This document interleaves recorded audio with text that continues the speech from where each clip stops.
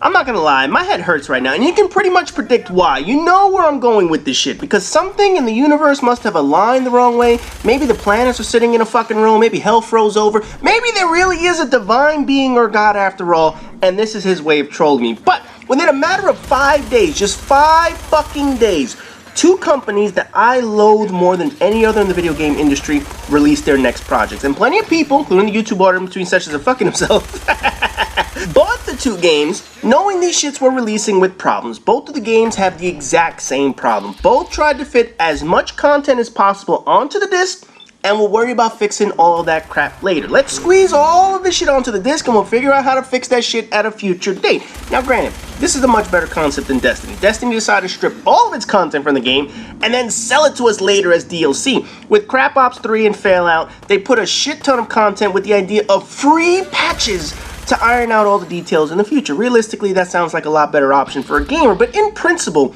both methods are just as wrong. Destiny, Crap Ops, Failout, they highlight how companies take advantage of gamers. Now let's start with what we're seeing in the background right now. Fallout 3.5. Oh, excuse me. This is actually Fallout 4 gameplay and comes from the Big B over at Prestige Gamers. But let's be honest right now, it's not like you can pretty much tell the fucking difference. I mean, what the fuck? 7 years since the last game, 5 years in development, and this is the best that Bethesda can do? Really? You complain that PS3 couldn't handle your fucking games, including Fallout 3, New Vegas, Skyrim job, and now you have a platform to make the magic happen, yet you make your game look like that? Really? Do you even program, bro? Fallout 3 received very high praise years ago, mainly because it took the genre of Fallout 2 and made a game that people didn't think would be possible with the amount of world to explore and the amount of side quests to do. But that's all the game was, fucking side quests. In any event, the introduction of the VAT system was cool and the graphics were great for the game at the time, but I talked about all of this shit in the Goodbye PlayStation 3 series. The problem that you have now is that Fallout 4 really doesn't look any fucking different. Some of the skyboxes in the game looked amazing, but overall, the textures of the game are still highly undetailed. The character faces clearly aren't using the facial technology that other games are using these days. Their animations are still stuck in the fucking 90s with absolutely atrocious body movement. Meanwhile, you look at the advancements of other studios that have been making over the years, and you can see just how far behind this franchise is in terms of graphics and technical prowess. I mean, seriously, it's 2015, motherfuckers. Why do your characters still move reminiscent of the days of Resident Evil 2 back on the original PlayStation? I mean, we're talking almost 20 fucking years ago. You're not embarrassed by that? You feel this shit is acceptable or on par with what your competitors are able to create? Why do your characters look like stick figure models with some pixels thrown over them to make them look like a normal fucking character? Humans aren't shaped like your characters in the game. Well, unless they're poor, starving, third world people with double joints all over their bodies. You know, content has never been the issue with Fallout. Content will never be the issue with Fallout. But it shows you they spend more time on just the content than the technical portions of the game. Now, for die-hard fans, I'm sure they're going to defend this shit. They will defend the idea that they'd rather have a lot more content in a game than better graphics. And they will point to short games that had amazing graphics, like The Last of Us, Call of Duty, Battlefield, you name it. You played The Last of Us for 8 hours or so, taking up all your time, but you can play 100 hours exploring a Bethesda game. We're talking different genres here, of course. So The Last of Us would never compare to a Fallout game in terms of things to do. But what separates games from Bethesda is actual polish. Polish is a fantastic thing when it's done before a game actually releases instead of patching it in later. But Bethesda is one of many gaming companies, and the biggest culprit, by the way, of relying on aftermarket patches to operate the game. It's one thing if a game releases and people find a bug or two. That shit happens all the time. Even the best of companies let something get through the codes into the user's hands once they start playing. But it's another thing with these scumbags when they know a game is working 70%, and they try to figure out how they can fix the other 30% after they've already made their money in sales. Oh, hey, my dog is on fire from a firefight and just walks out of there like nothing fucking happened. Oh, hey, my fucking face fell off because the textures of the game haven't been patched yet. Oh, look, the game freezes because we skipped over this portion of the game figuring we'll patch this motherfucker later. Time and time again, this is Bethesda's way of doing business. Some players have already reported the entire game crashes. Some have reported loss of data or corrupted files, performance issues such as frame rate drops, stuttering, massive screen tearing, physics issues, and every single item that you can list comes with the same reply. It's Bethesda. What did you expect? What you expect from a game should be as few bugs as possible. What you should expect is the game to at least not crash on you because you switch companions. What you should expect is a finished product that went through a rigorous process of debugging all of these issues. Not with Bethesda products. Oblivion had issues, Fallout 3 had issues, Skyrim barely worked on PlayStation 3, and now the quality of Failout on consoles, and certainly not on par on PC, shows that the game is better suited to be a PC game only due to the power differences between platforms. But knowing PC players don't actually buy their games and just steal their shit, thanks fuckers, Bethesda has to release the game to a much wider audience and use consoles as a test subject for their products. We're basically fucking lab rats for their damn game. And the real sad shit is, they could have not released this game for another year or so. Think about this for a second. Bethesda shocked the shit out of people when they announced this game this year, that Fallout 4 was coming in November. With industry leaks and insiders paying to get info out of companies and shit like that, it's rare for a game like this not to get outed before the announcement, but this one wasn't. Bethesda's media cinched up tighter than a 15-year-old girl's ass getting penetrated for the first time and didn't let a damn thing out.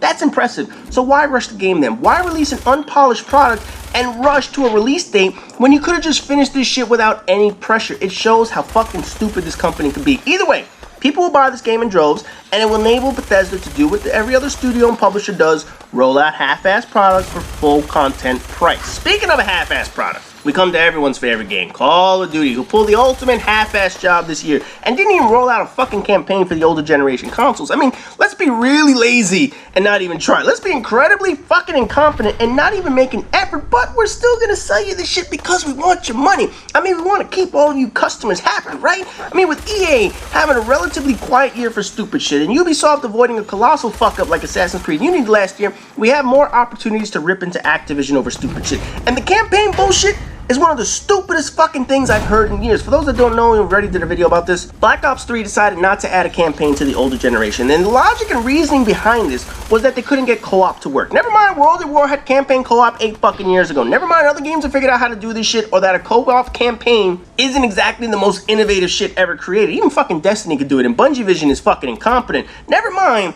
that people don't even play the campaign to begin with. The fact that they blame their own lack of intelligence and ability is fascinating. Think about this for a minute. I'm an idiot, so here's a discount on a shitty product.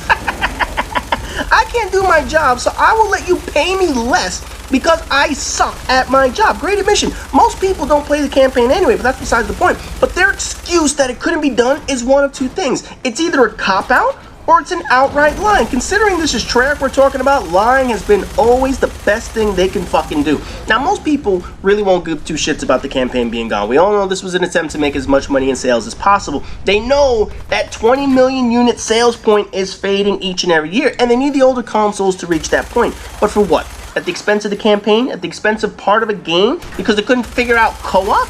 You know, in recent weeks, they've been trying to technically justify the omission. It wasn't possible, wasn't enough memory, wasn't good enough, blah, blah, blah, blah, fucking blah. If co-op really was an issue, why not just remove the co-op portion of the game? If this really was a flaw in the memory of the system you programmed for 8 fucking years, why not do what you normally do and just dumb down the older generations of games? Nope, can't do that. The best option is to say the campaign was only worth $10 and cut that shit out of the final product. Meanwhile, the campaign is actually the most expensive thing in the game to create, and the price of the product isn't commensurate with building expensive it anymore. And by the way, the campaign reviews have all said it sucks so far.